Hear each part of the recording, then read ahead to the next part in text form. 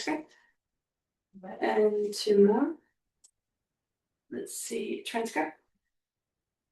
There. Oh, Those are minutes. yeah, there. Excellent. And then I'll click save transcript when it's done. Yeah. Look up. All right, so what is the number? Yeah, no, they'll come in. When is Jack coming in? Four? Yes.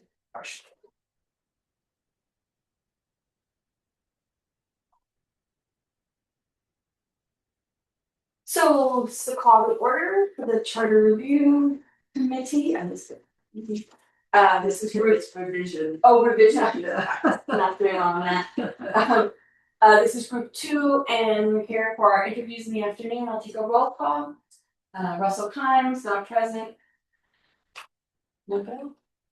William Verrett, not present. Kathleen Corbin, here, present. Jennifer Moon, present. So the first the date is today is February 5th, 3:30. So we're here to interview Beth Jones, who's kindly agreed to come in and discuss and answer some questions about the charter. So could you introduce yourself? Sure, I'm Beth Jones, and I was an observer 10 years ago with the charter revision. I think I was on the Board of Selectmen then. I've been on town council, I've been on fire commission, I've been a DTC chair. So I've been involved with a lot of the processes of commissions and committees and all that over the years. how long did you serve on that fire commission? I know you just retired. Fire commission was 7 years. Okay. 4 years on town council and 6 years on board of selectmen. Right, so is this your third charter revision? Were you around in 2005? I was a DTC chair then, and I was not that actively Yeah. involved. Yeah. Okay. Although I was also on the League of Women Voters, and the president of the league was very active, I think, in that. Right. I don't know. I'm getting so old now. I get my years mixed up. No. Well, I don't know if you have if we're happy to share our version of the charter, and we can go point by point or however you'd like to do it. Well, whatever works best. Do you have anything Do you have anything to say? Yeah. Well, Observations. the most recent commission I was on was the fire commission, and I have a real soft spot in my heart for the fire department. And I think that we are one of the very few in our state, at least, that still has a combination department of paid firefighters and volunteer firefighters. And one of the very, very few where that works, and they work together really well. And I think after having been on the commission for 7 years, I think a large part of that is that one of the 3 commissioners is a former active volunteer. And that keeps the volunteers' point of view. They have a place at the table, which I think is really important. That 10 years ago, they were considering taking that out because the fire department is the only department that has that, I believe. in terms of representation. In terms of, yeah.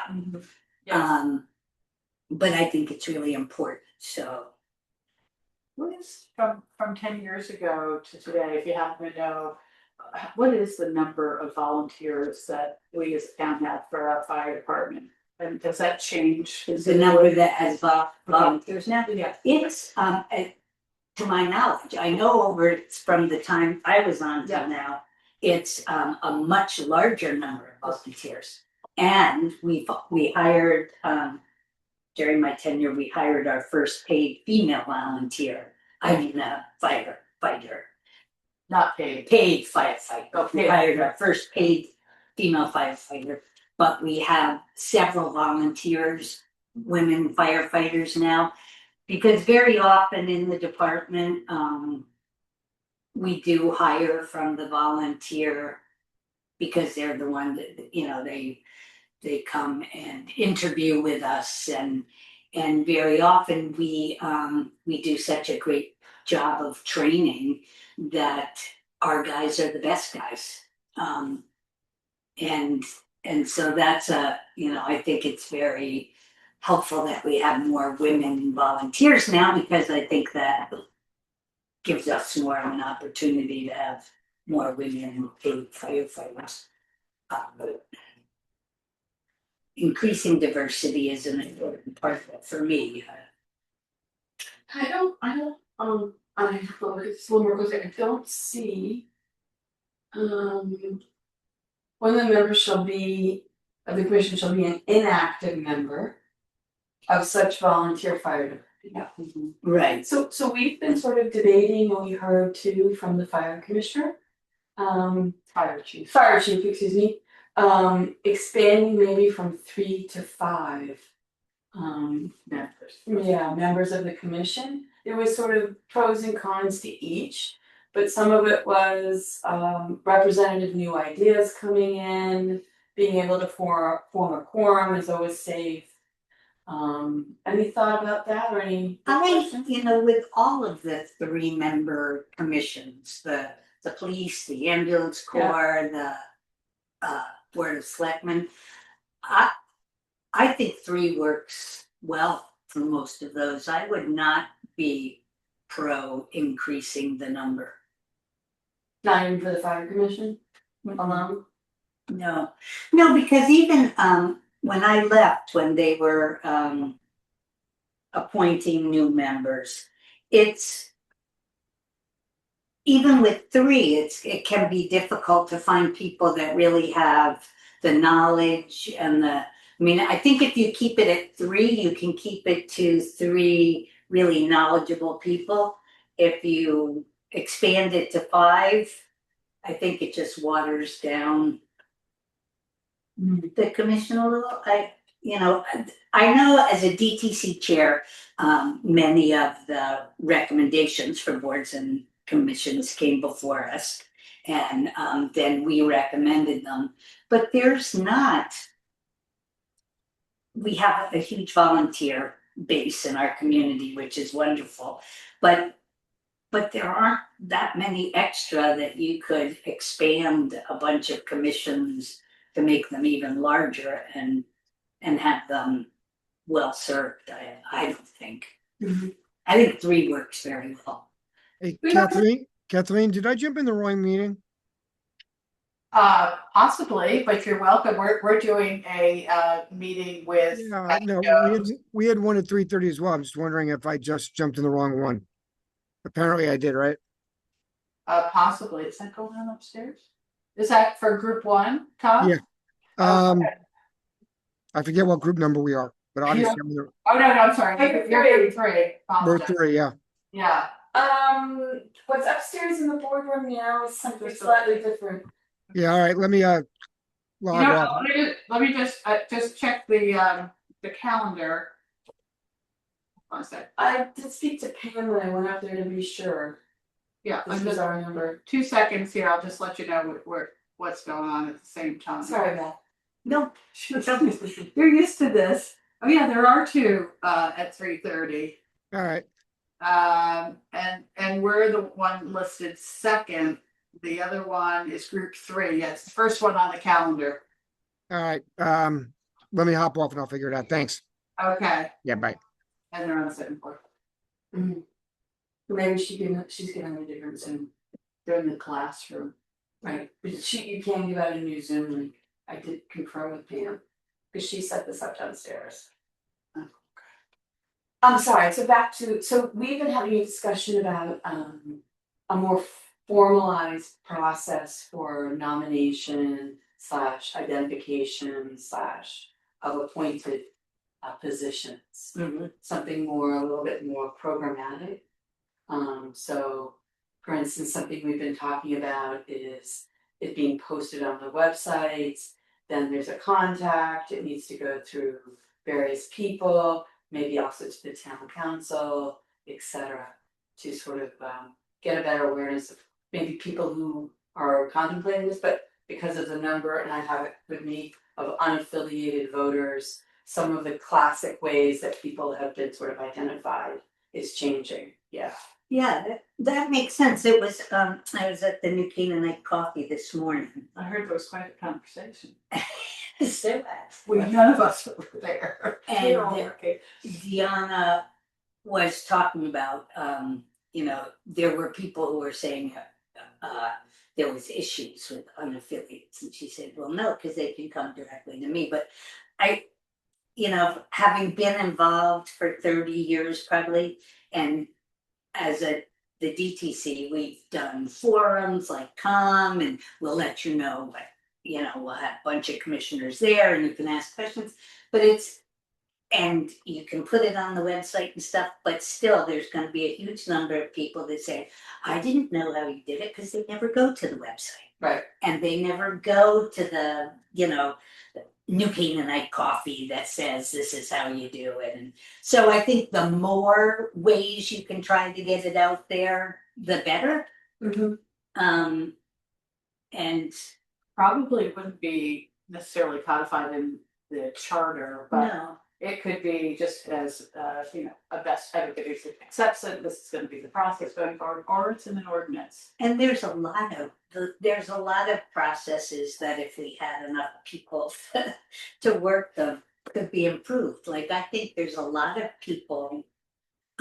For example, I've been involved for 30 years and I was not really clear until I was taken off the commission what the fire commission's role was by the charter, because it's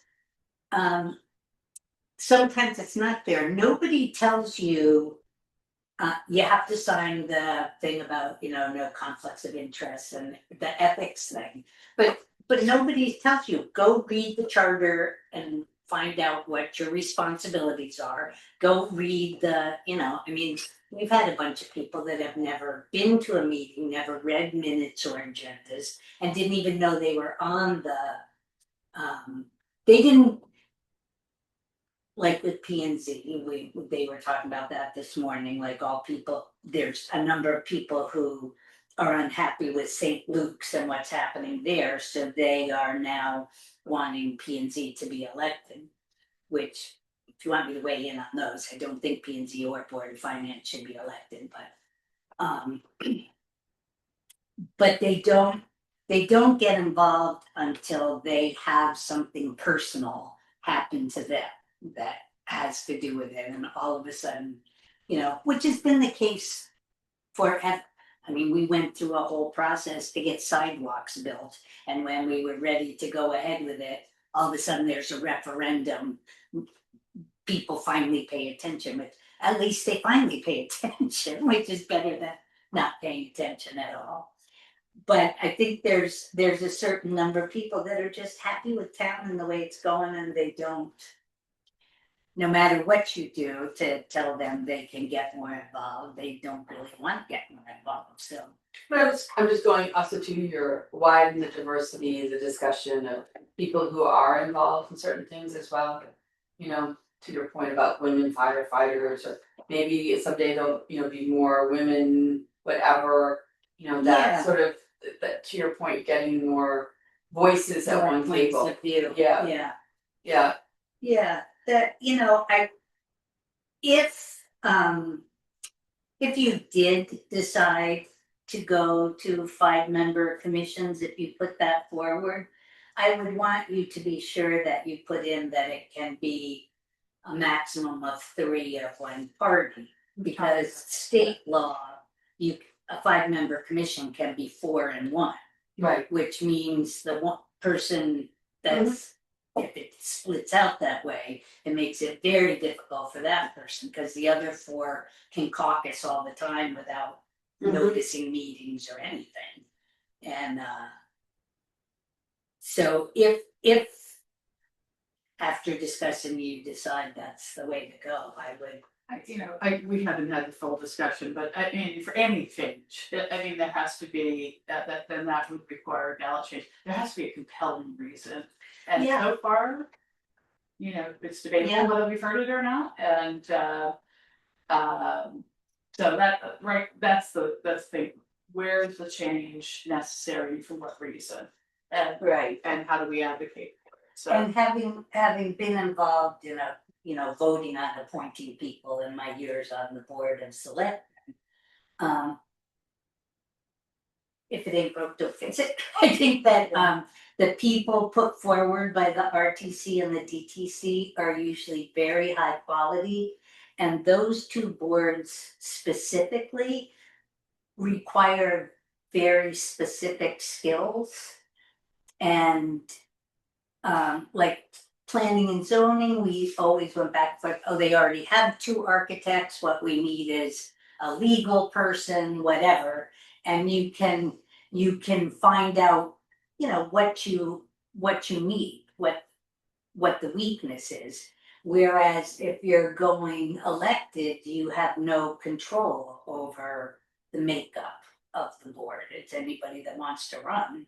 Then if they're good at politicking. Please go ahead. Jeff. No. Welcome. Okay, no hugs, kisses. No, I already said none of that, right? Welcome, we have a seat, and we're not quite through, our. Oh, I'm sorry. No, I saw you outside. It's Yeah, an open meeting, everyone's. Oh, One of those, right? How are you? terrific. Great. So I missed you. Well, likewise, but good, there you go. let's go through the charter, if we could just go through some elements of the charter, and so.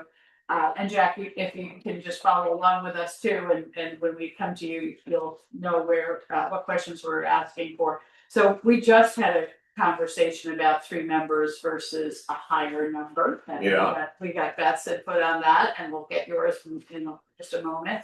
How do you feel about terms of office, term limits? None of the commissions, with the exception of the audit committee, has any term limits. Thoughts on that? And not only with reference to fire commission, but any others. Is there any others? Let me talk. We got Beth here. Let me try to get Beth, and then. Oh, sure. Go ahead. That's something that I'm torn about, because I think it's good to get fresh ideas. I never stayed in one thing as long as I did. I mean, fire commission was the most, so, because I think it's good to keep moving and give a fresh perspective and stuff. But at the same time, there's something to be said for some institutional knowledge and tradition, and it takes any of the jobs I've done. It takes a good couple of years to really figure out what the process is. Right. So I'm not for term limits on most of them. Unappointed. I don't think. Yeah. Okay. When you were elected. Well, either. Yeah. I mean, I think with elected, people can make that decision. I mean, Right. you don't have to make a term limit, just don't vote them in again if they're, not doing their job properly.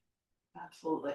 Okay, do you have any other questions before I go to 8-4? No. Okay, powers and duties, and we had disciplinary conversation here, just the oversight responsibility by the commission itself, and we had a brief conversation about this. There's a number of elements. One is to appoint the fire chief. Jack, we've done this a couple of times, so and subject to the approval by the Board of Selectmen. Mhm. And then when a paid chief is duly appointed and employed, then the commission supervises the chief in all of the duties and responsibilities of the office. Okay, and including dismissal. Mhm. Okay, and then the chief's salary, compensation, benefits increases shall be established with the consultation and approval of the selectmen, the whole board of selectmen. And has it, in your functioning over a number of years, is that the process that currently exists? Is that your understanding of your role and responsibility? I don't think so. Well, especially in terms of salary, that's always part of the budget process. And it goes to, the selectmen, to the to the Board of Finance, to the town council. I don't remember ever weighing in on salary. So to back up a little bit, we, in my tenure, actually had our first paid career assistant chief, who then became a career fire chief. That was Jack Hennessy. And we established the salary range for that particular position is pretty much established by the marketplace. So that's where it ties in with the HR function in town. So with Cheryl, and going way back when, we dug all around. So you not only do a national sort of survey, but you have to realize that we're a little bit unique here in Fairfield County. So you have to look at the other towns, also realizing what responsibilities they're going to be and everything else. And with Hennessy and all the successors, we seem to have come up with a fairly competitive yet not overpaid position there. And Cheryl is a good check and balance for us there. So when they get hired, we agree on their salary when they get hired. Okay. Okay. And then from there, it's an annual bump up or something, depending on what's going on in town and what's going on in the industry. And then, Cheryl will come to us and say, okay, it looks like he's going to get 2% or something this year. We're like, okay, that goes in the budget, and we're doing it. We're not sitting around, these aren't Wall Street bonuses. Yes, But going back to the point, so that you were aware of the salary and you had essentially approved the salary. yeah, we approved Yeah. the whole budget that the Right. chief is And gonna it present. to the Right, board. so, It includes, and it includes all the salaries, yeah. But yeah, I think all the salaries in general are based on what the salary was last year and a cost of living increase. And I mean, we couldn't go in and say, this is a really great chief, we think he deserves 50,000 more a year than what you were paying. It's like, So let's say hypothetically, the chief said, I've got a great job offer in Wilton, just hypothetically. Who takes over, saying, I think we should give him or her a bump up? well, the commission would, The Right. commission. the commission would address that because we're responsible. Correct. I mean, but we don't have the authority to do that. We have to go through we, the selectmen and the board right, of we finance. can't write a check, so to speak, Right. for anything. In other words, we have to solicit, if you will, the budget from the town bodies. Right, and it says here that you will, compensation benefits and increases shall be established with the consultation and approval of the selectmen. Yeah, and I Well, think you that's start the first. same with, Yeah. isn't that same with police and with, It's part of the budget process. Right. with the, But yeah, essentially you highway own that department number and. to start with. Oh, yeah, Consultation. and by the way, the same thing goes for the fire marshal. Right, Okay, so we established that to begin with, and then each year goes through the budget, take a look at it, and it becomes just part of that process. And that's line itemed out for the town bodies to see. And if they question us on it, we have the answers because we have the history of it. Outside of the people part of the role of the commission, Right. just, in terms of, safety and other issues. Do you feel like the police chief reports directly to you, or is there a dotted line to the first selectman? How does that work, do you think, ultimately? For me, in the course of my history, there's sort of a dual line of responsibility, but I always felt that the chief reported to us. the fire chief does, I'm sorry, the fire chief. I understand. Reported to us and still does, but yet, there is a responsibility as a town department manager to report to whoever's running the town on a day-to-day basis. But I think what we've established in the course of all these years with the charter and the way certainly the fire commission is set up is we've set up a very good sort of checks and balances that allows that to happen seamlessly. And it keeps, at least for me, has always kept the politics out of it. And I think that's very important when you ask the question of, do you think we need more or less commissioners? You know, we've had 3 for, since time immemorial, which was all fine and well. I think it's worked very well. Is it perfect? Don't know. Don't know what perfect would be. But I found it to work okay.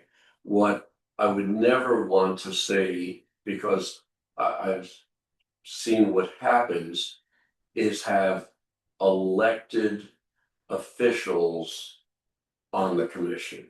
I've seen it happen in other towns. Does that include the first selectman? Yeah. It never works. It never works well, let's say. It only works to the benefit of the elected official. Because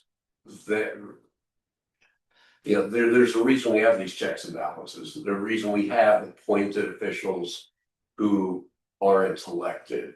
And that when they are appointed, they go through a vetting process. And they go through a vetting process every 3 years for all intents and purposes. Sometimes people feel like it's rubber stamp, but if they're doing a good job, well, okay, then you've kind of vetted them. Would I like to have more commissioners? Yeah, there's probably times when you need a few more opinions, if you will.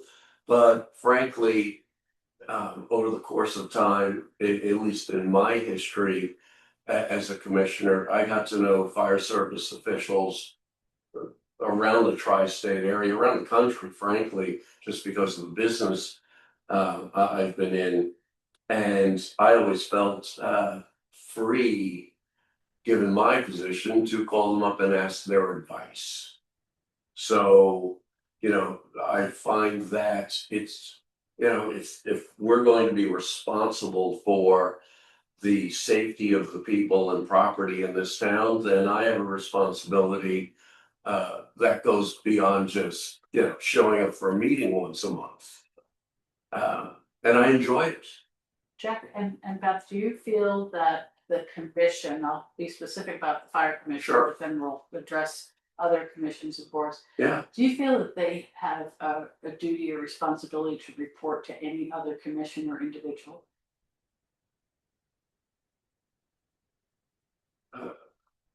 Not from a fire commission perspective.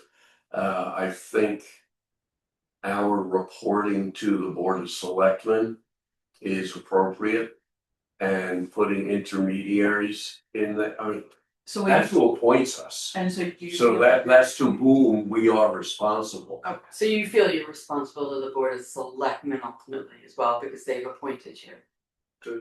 And only to them. Well, I'm responsible to the people. Right. But responsible, I always felt I was responsible to the Board of Selectmen. Okay. Now,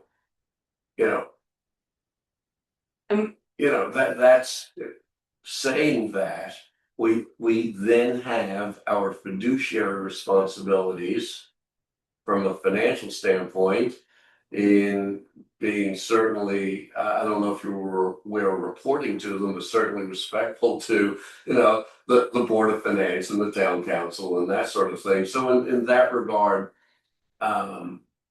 we have an obligation to those bodies, but we report to the Board of Selectmen. And you start fuzzing that line up too much, and I don't think it serves anyone's best purpose. No, I think we've had discussions about reporting lines and sort of just having checks and balances, as you said. And no commission, we've been having a discussion about, no commission should be an island unto itself. You Well, know, we're not, we report to the board of selectmen. right, so. and clarity on that, you know, it's what's being sort of discussed in some of these commissions. Yeah, I mean, I never had a problem with that. I mean, I've held C-suite jobs. I've been on the board of directors of Merrill Lynch, Europe, Middle East and Africa. I've been there, seen it, done it, seen the good things, seen the bad things. And I think we have a very nice, clean line of reporting the way this is. And seeking out approval, for instance, the last point here, for the fire marshal. You, subject to the approval of the board of selectmen, you appoint the fire marshal. Yeah, we hire. Right. Well, they're hired. They're hired. Yeah, they're not, they're hired. not working for free. Even The word once- appoint is in there. Yeah. You can use any word you I want, think but we hire it's them. still hired. Oh, We well, can no. go through this, I have lots of notes. Yeah, I think because we use the word appoint in a different meaning throughout this document, we probably should add clarity to that. Yes, no, I agree, but we hire them. Now, just FYI, there are state statutes. Yeah. That apply directly to fire chiefs and fire marshals. That some that can override The local level? Yeah. Yeah. The local level, that's a good way of putting it. That's true in lots of these. Yeah. State Yeah. statutes. Yeah, but just FYI, that Yeah. exists, I know it exists, and we, you know. Even in the fire marshal's office, there are, if there's a fire here in town, okay, we have fire marshal doing an investigation. State police actually step in because they're the ultimate fire marshals. Mhm. We've heard sort of that state relationship in Yeah. terms of certain rules and. Yeah, absolutely, and we're aware of it, we work with it, and it's not a problem. At least hasn't been for us. Do we wanna go to C4? Yeah, I just want to, one additional question, just in terms of governance. Yep. The role of the first selectman as a ex officio exists in a number of other boards and commissions, not here, it's not stated here. How do you feel about that? When I say here, I mean the fire commission. Beth? I mean, To me, ex officio was always just an honorary title. They never had a vote. They never. So So, it state whether or not they have a vote for tie, for Right, instance, for for example. example. If you only had two, just as a hypothetical, but if you only had two commissioners show up out of the three during your regular meetings Mhm. and you had a difference of opinion on the vote, who breaks that tie? Gets tabled, Just a state. gets tabled, goes to the next commission meeting. I mean, if we can't resolve it, Yeah, and it's frankly, be an unusual circumstance, but yeah, we move on to the next meeting. Yeah. And there you go. Pretty simple, I mean, does the first selectman attend your meetings or commission meetings? never been in my 7 years. Never. None of the. in 2+ decades. One meeting.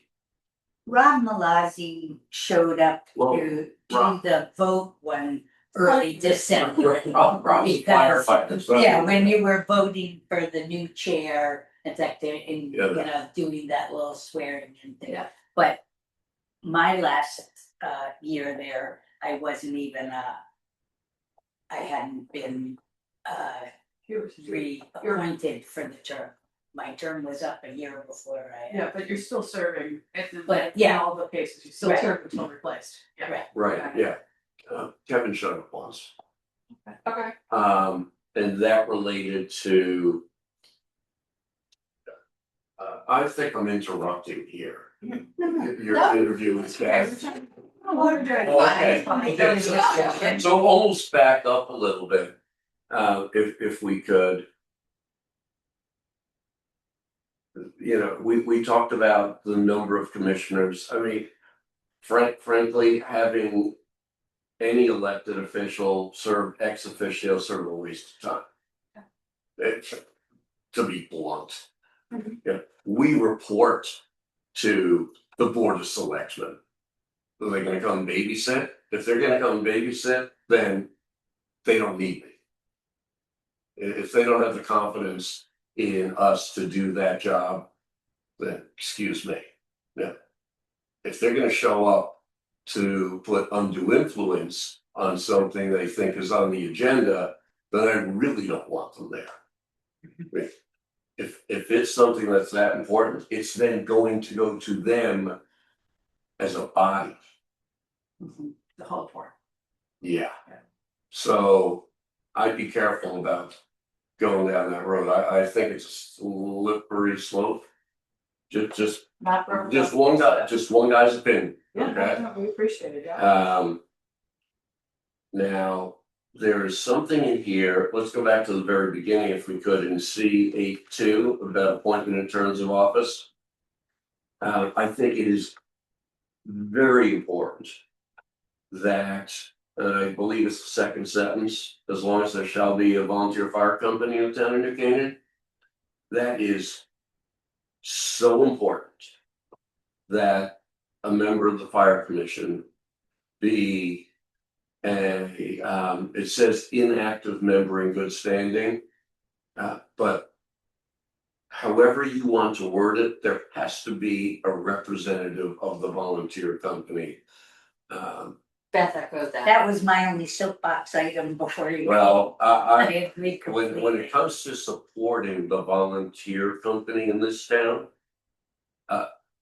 I'll be banging on the front door of town hall all day long. That little place across the street wouldn't exist without them. And they are frankly underappreciated. But that's not a charter issue. But they have to be represented. We've seen what's happened as close and nearby as our neighbors in Wilton. And they had a strong volunteer corps. And then between the politicians and the department management over the past couple of years, and that would be, we're probably going back 15 years or more, they drove the volunteers out. They now have none, zero, and that's existed for a while now. And shame on them. And we're the beneficiary of them, right? Yes. From here, Right. yeah. So, and that ties into somewhere that goes into B later on, but I can't emphasize that enough that, that has to remain in there.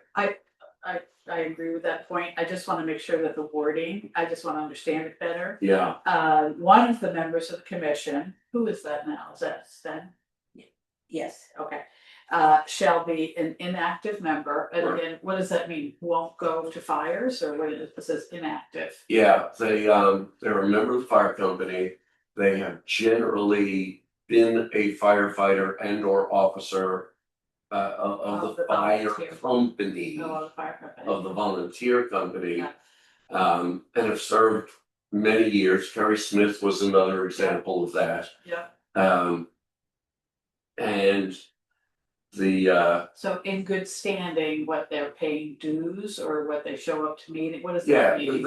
in good standing. Okay, so then that goes to the right. That goes to the Constitution and bylaws of the fire company, the Okay, volunteer company, okay, and they have I'll call it a checklist of what it takes to remain a member in good Okay. standing. okay, Now, at certain points in time, they were rare, but I would wind up being that member of the commission because either Sven wasn't there or Kerry wasn't there at one point in time.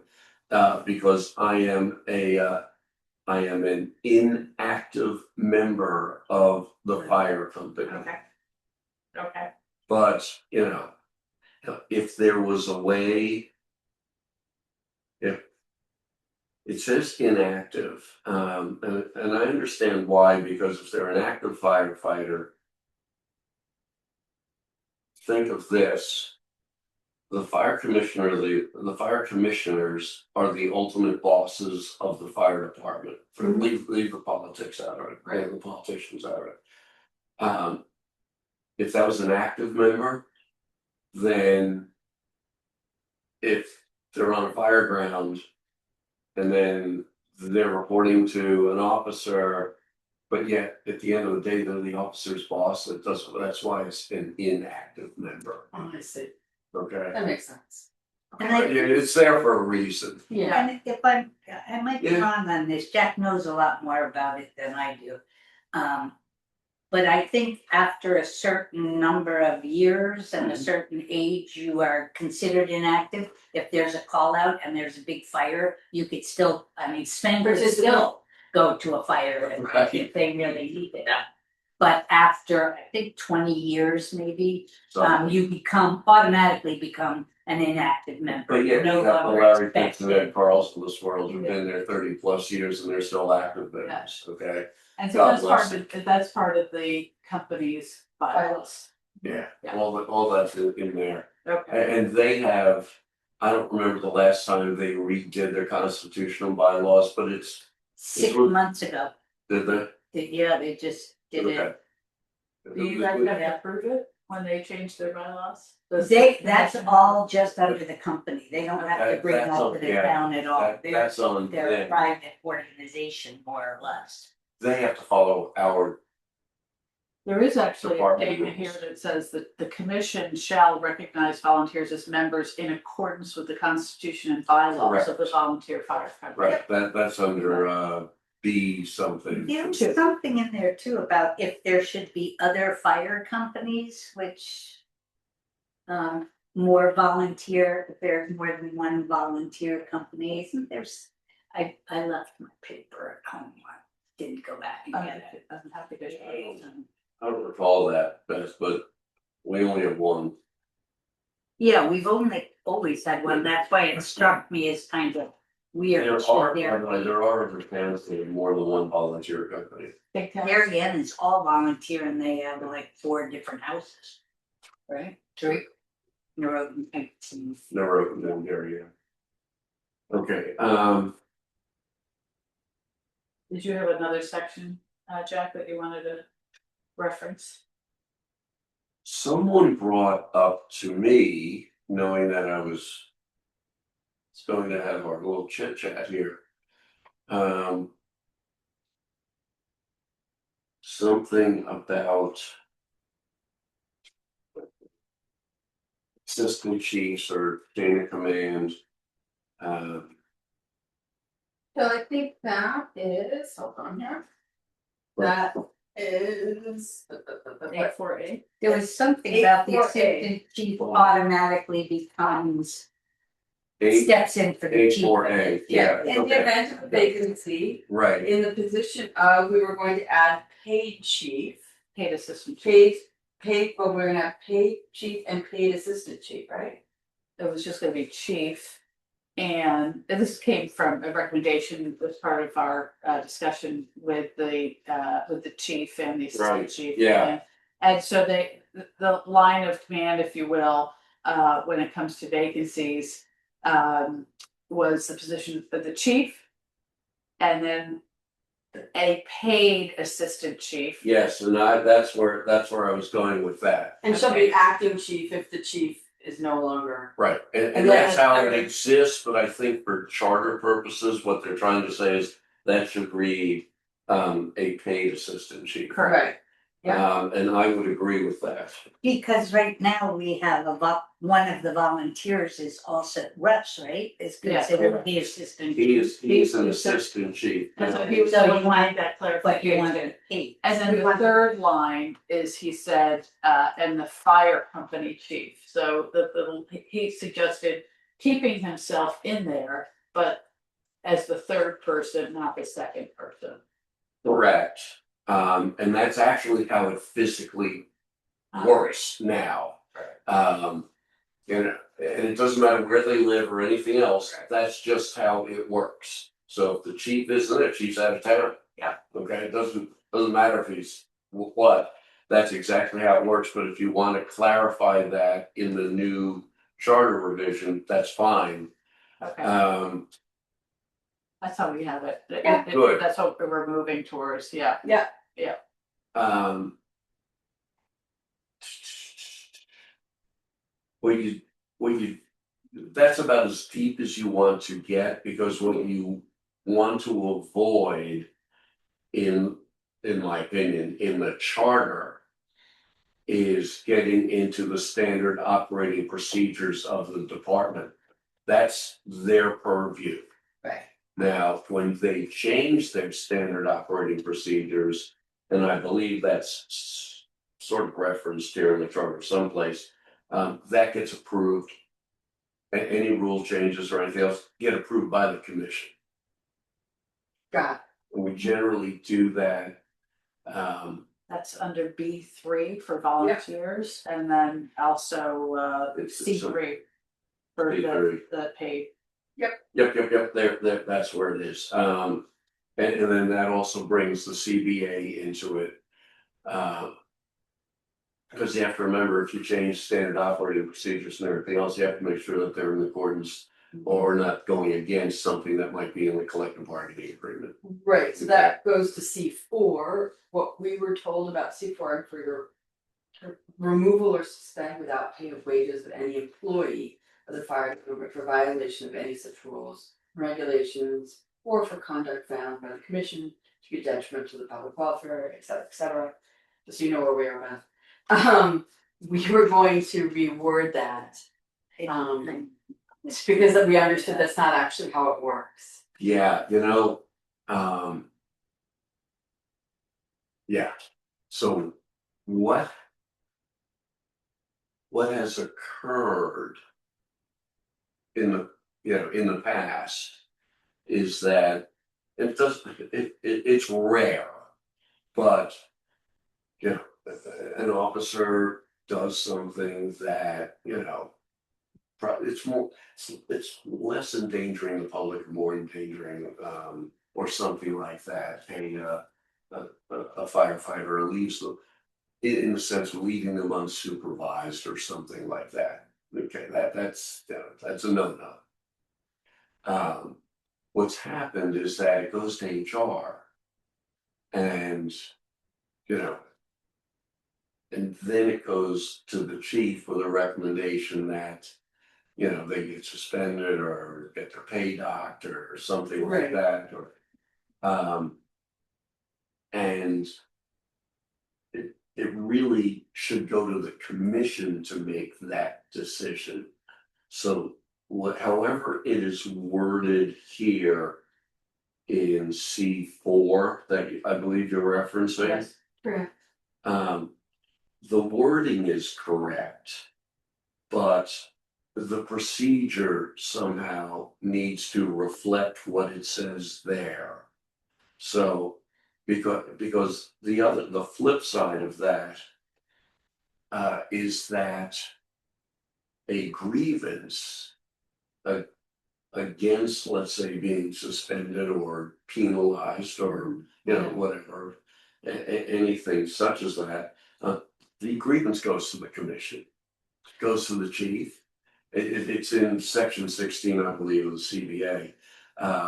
Goes to the chief. The chief then yays or nays the grievance. Usually they'll give it a nay and pass it on to the commission, and the commission takes it under advisement, goes through an entire, and there's a step-by-step process that we follow. It's written out in the CBA. So all of that's in the collective bargaining agreement? Yeah, Yeah. it is. And so what's happened here, Yeah.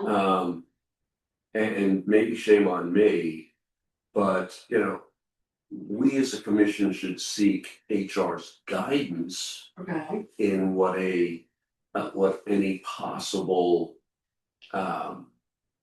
disciplinary action should be, but we're the ones who should decide what it is. And is that entire process outlined in, what was it, 3224, the collective bargaining agreement? The grievance procedure is, but not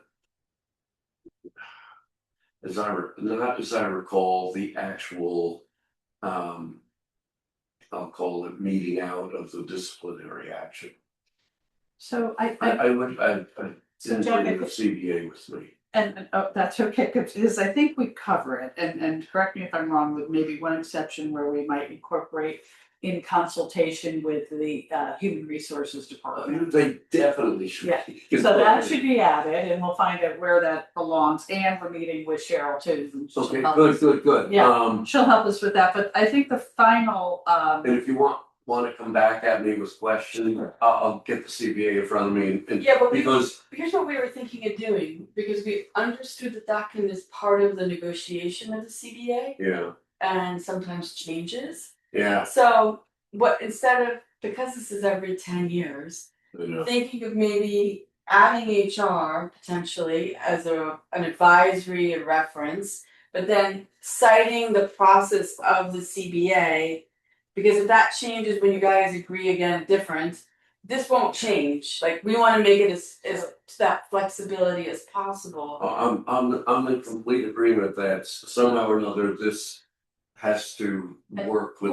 Point something to that to get you the guidance on the process. What you want is, okay, my goal would be, I'm sorry, no, that's okay. my goal would be that the charter spells out kind of what it says here, but that we emphasize the working with HR Yeah. and we, So not the word collusion, but in accordance with the CBA. it definitely says that. I mean, this is how we've operated for the last, since 1935. Yeah, Or for as long as we've had a collective bargaining agreement.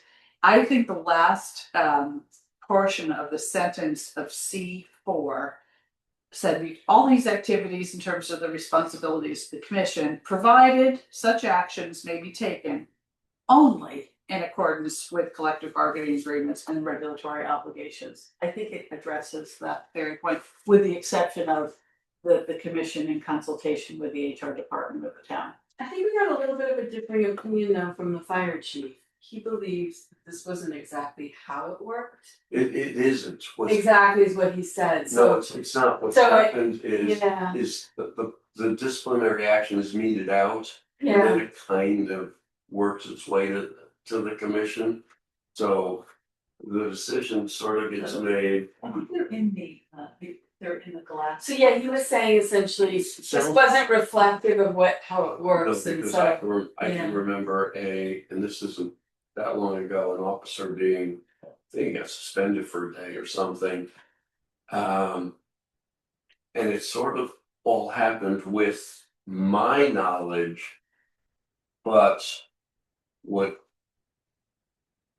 I wasn't paying attention to was this exact item in the charter, which would have said to me, the bell should have gone off and said, stop, that whole process has to come to us. So my question is that the way you want it to be? I know that's You what the want change. it to come to the commission So how with the advice of HR. so how is C4 is currently worded is the way you'd like to see it operated? You'd like to see it happen that way, yes. but does that conflict with the collective bargaining agreement, how it's written in C4? No? No. No. No, and it should, and you should, and as you're redoing this, make sure it doesn't. Right, so we should probably take a look at that collective bargaining agreement. And there should be a brand new one, right? Yeah, Beth said it was approved, what, 3 months ago? Or- No, Right. that's volunteers. That's volunteers. We should take a look at that, yeah, Okay, but we I wanna, don't think I have a copy of that's right, we can the, get it. it should be on the town website. Yep, okay. Be sure. Yeah. Again, I think addressing it, again, we're not going to have the collective bargaining agreement wording in terms of what's in there in the chart. No, that's not the intention. Right, The it's just intention a is that it reference. works and reflects the process that's I don't outlined. think you need to reword C4. You just have to make sure that if. The commission's doing their job. Right. That's what it is. Yeah, I understand. Well, yeah, and I wonder sometimes if HR and department management feel like, okay, we don't need to bother the commission with something like this, so blah, blah, blah. No, it should come to the commission. So we're gonna hear from Cheryl too, and if Yeah. her different, Good, yeah, good. if she has a difference of opinion, we'll. Make Make sure we sure, connect that. Cheryl and I get along like that, No, I so. know, yeah, we'll see. We're Yeah, good. You look like you wanna add something. I'm a little cynical just because all that being said, when it comes to grievances and disciplinary actions and suspensions and all that, I have found that we pretty much do what the lawyers tell us to do. And When does it get to the lawyers? before it gets to us, it seems like, Well, it depends what the issue is. yeah, For example, the most recent one was when we suspended the chief without pay for a week because of an ethical violation. But that goes through, it's not just us, it goes through, lots of other people. And then the recommendation, we are the ones who ultimately decide what the penalty will be, but it's on the recommendation of HR and the lawyers. right, but that's not in conflict with this. No, I mean, right, but in terms of the process, right, well, that's just the reality. yeah. Does HR launch an investigation too? I'm sorry? Does HR launch an investigation as well? Do they do their own investigation or are they just act as advisors? They, If it's a normal disciplinary action, Might be in their article, eh, town employees.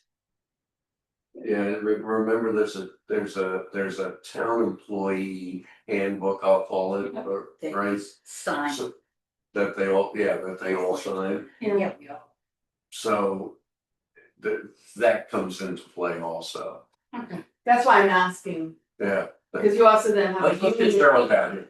yeah, I think we need to leave it open because there are so many variables depending upon what the issue is. Yeah, so it probably sounds like we need, we'll get some more due diligence Yeah. on this section, but it sounds like this could use a little bit of tweaking and working and. Yeah, it needs to be executed better. Yeah. Got it. Frankly, The words work, but now the commission has to follow. Yeah, okay. Okay, super. Any other points? well. Yeah,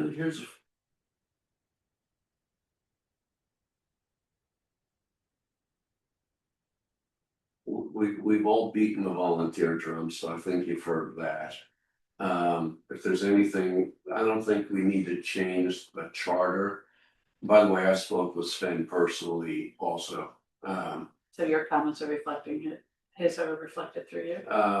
I don't know if he said to you all, No. so to speak, but I asked him if was there anything he wanted me to, harp on, and he just beat the same drum I was beating. So we got to take care of those folks. Issue in no Lions Committee. Okay. In back up the C2. Implement changes in the classification and compensation of employees of the fire department in accordance with any collective bargaining agreements. So let's just talk about the CBA.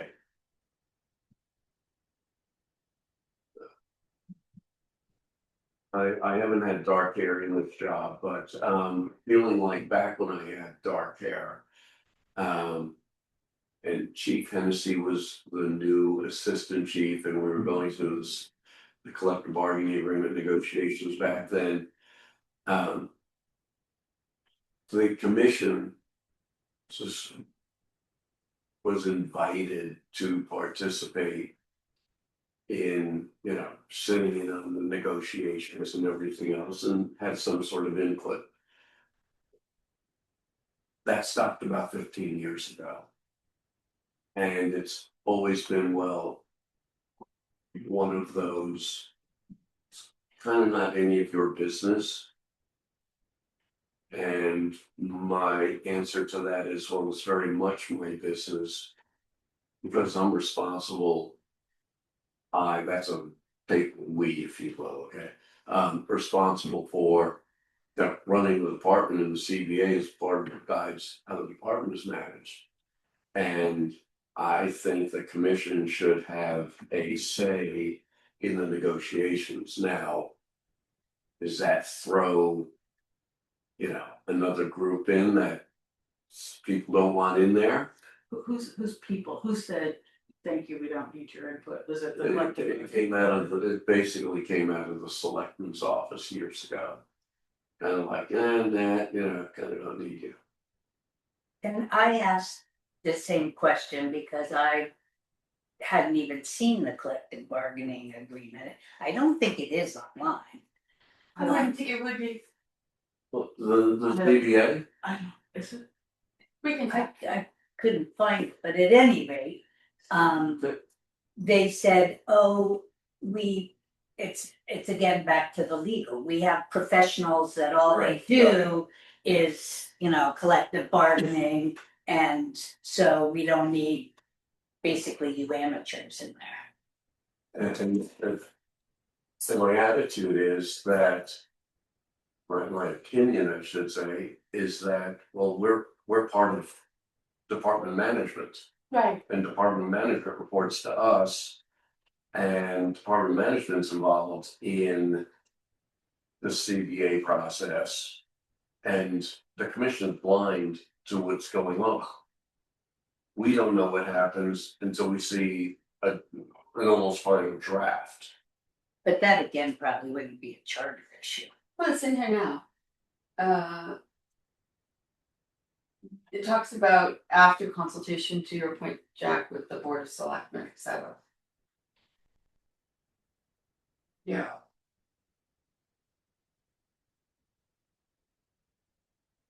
All right, well, we'll clarify that. Are you saying that the charter should reflect more of a interaction by the commission in the? Is it a charter, that raises the question to me, is it a charter issue? Or is it, Well, you referenced, remind me what you just referenced. He was referencing C2, implement change, so here's where we begin to, there's a lot of discussion about the CBA. But implement changes in classification and compensation of employees of the fire department in accordance with any collective bargaining agreements after consultation with the Board right, of it's all Selectmen. fine and well, but, okay, here you go, Jack, here's the collective bargaining agreement. Oh, okay, And you've never seen the collective bargaining agreement? I did see it When it was only recently. Okay. But it was Yeah, my- after it's been done. I'd say the past three collective Okay, bargaining yeah. agreements, which are each 30, a couple of years long, were basically presented to us. Here it is, and now you have to work with it. Okay, thanks for letting me have, no thanks for letting me have a voice in this. Right, Okay, Yeah, I mean, The that's no way to run a railroad. one that's currently posted Is is the old one. expired, yeah. In 25, Mhm. yeah, okay. interesting. And that would be the last one I was working with. Because I don't know if they had completely signed off on the newer one. When I retired.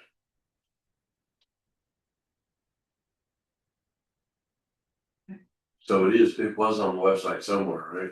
Yes, under labor relations. Okay. So that's a good point.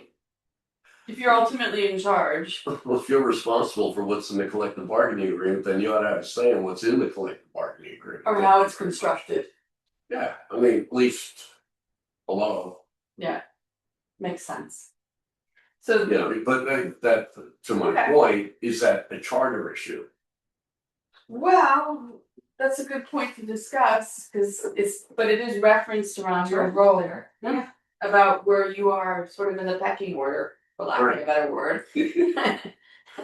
So, it's not outside of the scope, let's just say Okay. that, yeah. No, thank you for your patience too and listening to me. No, it makes sense, I mean, the commission shall, so That's there's right. a lot of, outline pretty clear.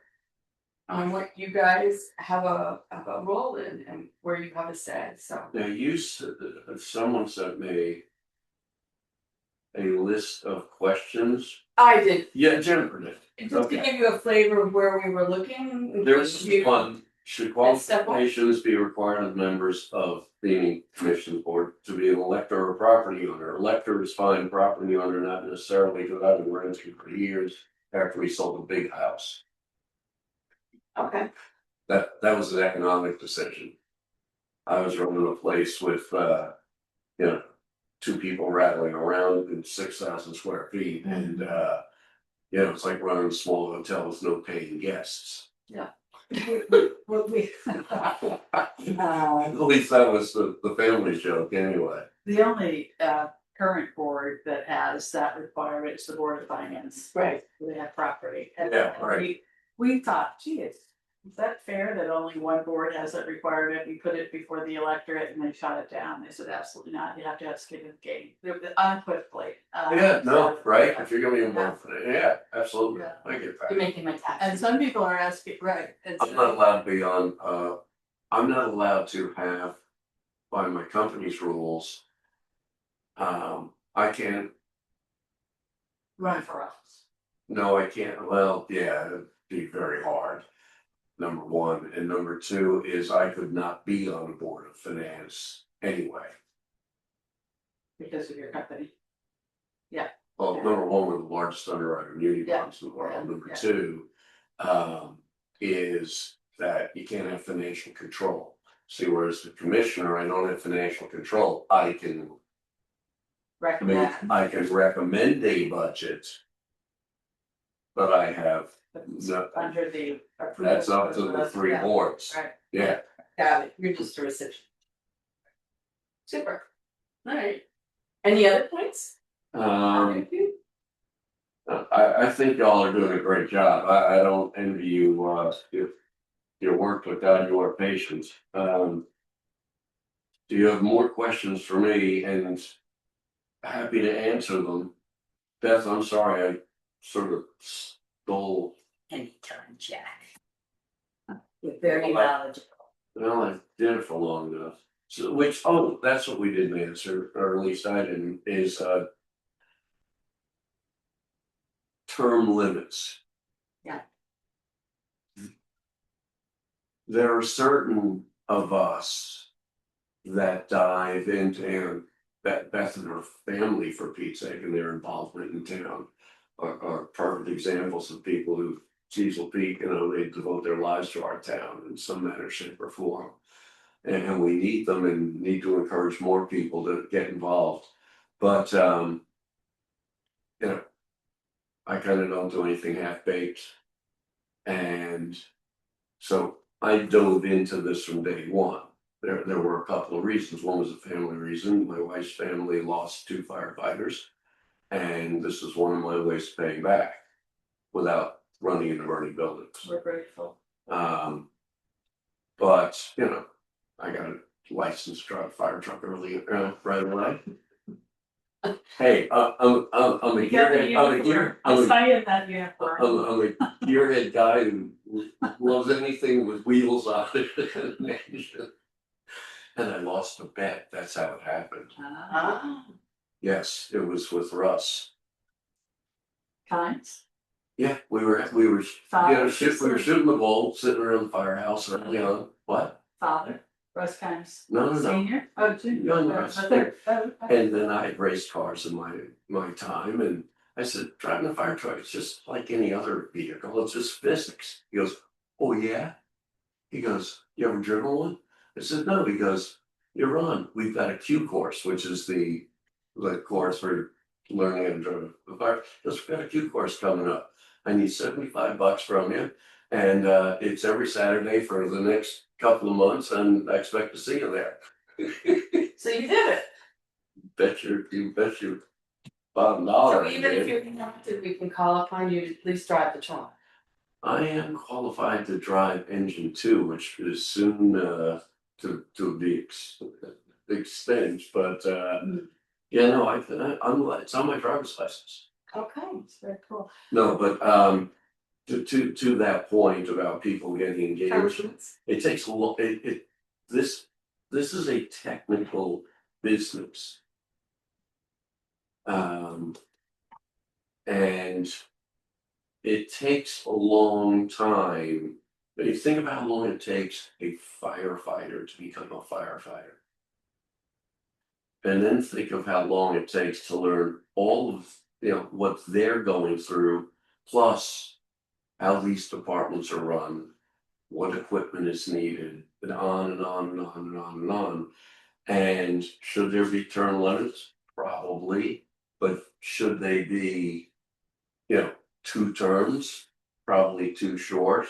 But if you said, 5, let's say hypothetically. well, yeah, I always look, like 10 years always comes to mind, but since it's in 3-year stints, let's say it's 3 terms or Okay. so, it's 3 full terms. That's what it is for audit committee. Okay, Right. but something like that, that's a long time. That's a long time to ask someone to do something. Right. How long have you served? I know the answer. Over 2 decades. And if there was- November 5th, 2005.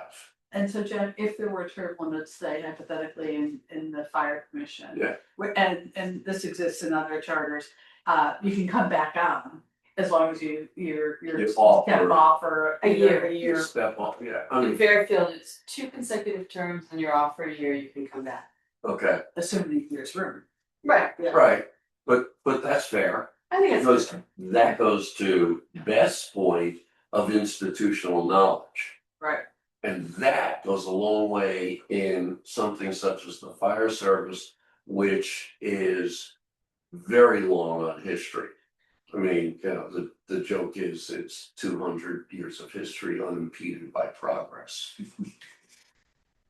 But it also goes, Beth, you made a point too, where you've been on multiple boards. But- So you've moved around. This woman is an exception in an exceptional way.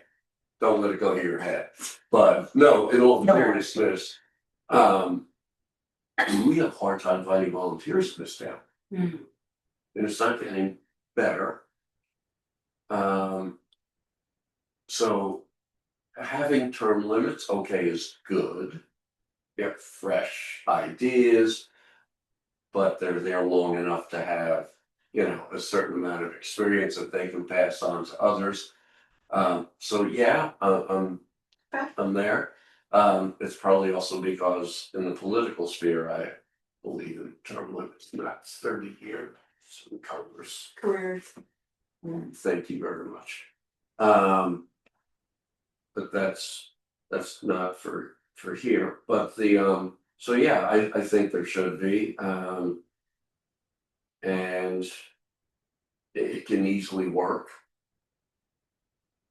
But I think the other thing the town needs to think of is how do they encourage volunteers? Because it's not happening Part of yet. our conversation, yeah, how do we invite people to consider being on the board of commission through a process, so. Yeah, we've been talking a bit about that, where it's a little bit more of a process that's formalized. Because we do have, I had this paper, so many unaffiliated voters that are out there now.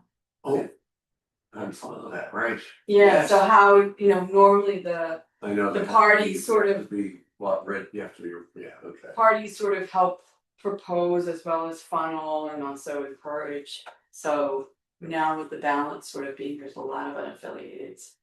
How do you now make a mechanism that supports anyone in any party or unparty, non-party to become a volunteer or be put forward? Consider, Yeah. One of the things that again, you can't, it's dealing with people, you can't deal with it in the charter, but one of the things that you need to be careful of too when you're getting board and commission members is that you're not getting people that have a single grievance that want to be like, we'd have people that wanted to be in Park and Rec because they really wanted bocce at Meat Park. And so that's why they wanted to get on. Or somebody on P and Z who, just hates the idea of this or that or the other thing. And it's never a good thing when you get somebody that's focused on one thing, because none of the commissions are one-trick ponies. Yeah, I accept the numbers here, in other words, we have 3,858 Democrats, 5,128 Republicans, 5,681 unaffiliated, and then 153 others. And that kind of boxes 5,000 people that are being volunteers. Yeah, I mean, there's a whole population there, right? 5,681. It's even more than the Republicans. So we just have to think of a better mechanism. It needs to be addressed. Yeah. Super. Yeah, I grew thank up you for with your watching it. time. Oh, no, thank you. Yeah. I'm happy to do it. I mean, this is great stuff. This is great stuff. We appreciate. You know how to get hold of me. If you have any other ideas after you, Right. and if have you this follow- conversation. If you have follow-up questions, yeah, or if you have thoughts or solicitations, please don't hesitate to use email and send them in. And we'll be back once we have a chance to talk to Cheryl too about. Yeah. this. oh, yeah, definitely. I Yeah. I didn't have a chance to talk to her because I didn't think to, because I've been away for a couple of weeks. No and worries. No worries. That's where I got this. Oh, Oh, on an airplane, Oh, yeah. Anyway, 14 hours. oh, we're ready to go. I think should we adjourn the meeting? yes, we should. Stop Okay. the record. Okay. So motion to adjourn. Second. I guess I forward. Yeah, you're We it. don't even vote, we don't even have that. Yeah, so done, Yeah. return. Thank you. Thank you. Stop the recording and save the transcript. Do you wanna do that first? Yep, There you go. great. Okay, transcript saved, and then how do we stop the recording? Do end, no, no more. Or you can just end the meeting. There you go. Yep.